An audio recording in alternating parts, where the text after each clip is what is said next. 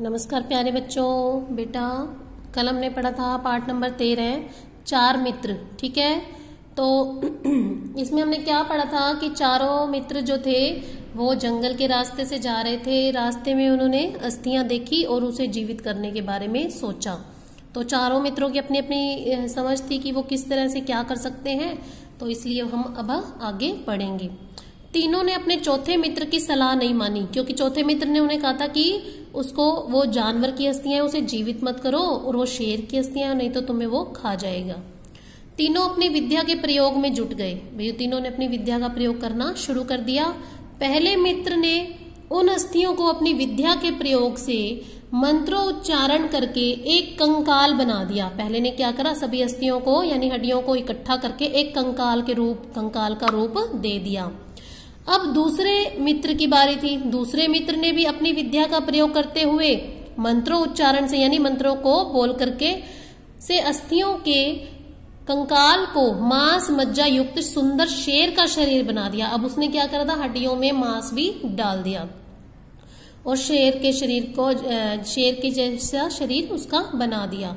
दोनों मित्रों ने तीसरे मित्र को देखा और कहा, अब तो आपकी परीक्षा होने वाली है। तीसरे मित्र ने कहा, ठीक है, मैंने जो विद्या सीखी है उससे मैं इस जीव में प्राणों का संचार कर दूंगा, यानी उसमें जान डाल दूंगा।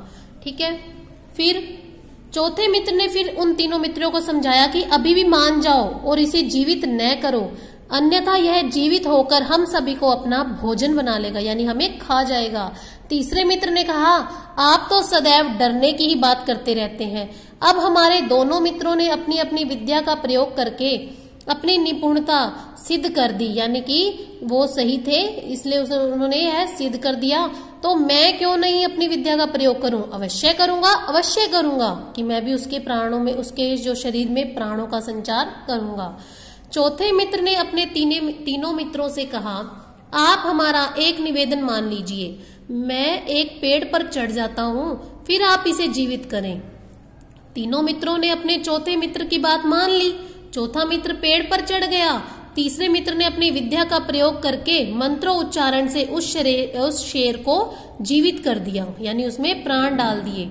शेर जीवित होकर दहाड़ा और अपने स्वभाव के अनुसार उसने तीनों मित्रों पर आक्रमण कर दिया।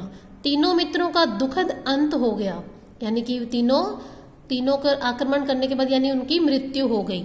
चौथा मित्र देखता ही रहा, कुछ भी न कर सका। सच ही कहा गया है, बिना विचारे जो करे सो पाछे पछताए, यानी कि बिना विचार किए हमें कोई भी कार्य नहीं करना चाहिए, क्योंकि अगर हम करते हैं तो बाद में पछताना पड़ता है। काम बिगाड़े आपनो जग में होत हंसाए, अपना काम हम स्वयं बिगाड़ लेते हैं अगर बिना विचार के हम कोई भी काम करते हैं, और फिर क्या होता है, जग में हमारी हंसी उड़ाई जाती है। इसी प्रकार अब तीनों को विद्या तो थी लेकिन उसका प्रयोग करना सही से नहीं आया, कि जहां जरूरत थी वहीं करना चाहिए था उन्होंने क्या किया, सभी को अपने ऊपर एक दूसरे से ईर्ष्या की भावना थी और घमंड था कि हम ये भी कर सकते हैं, हम वो भी कर सकते हैं। लेकिन चौथे मित्र ने समझदारी दिखाई, वो पेड़ पर चढ़ गया और अपना जीवन उसने बचा लिया। ठीक है बेटा, तो पाठ नंबर 13 हमने अच्छे से दोबारा से पूरा रीड अच्छे से करना है। ठीक है बेटा।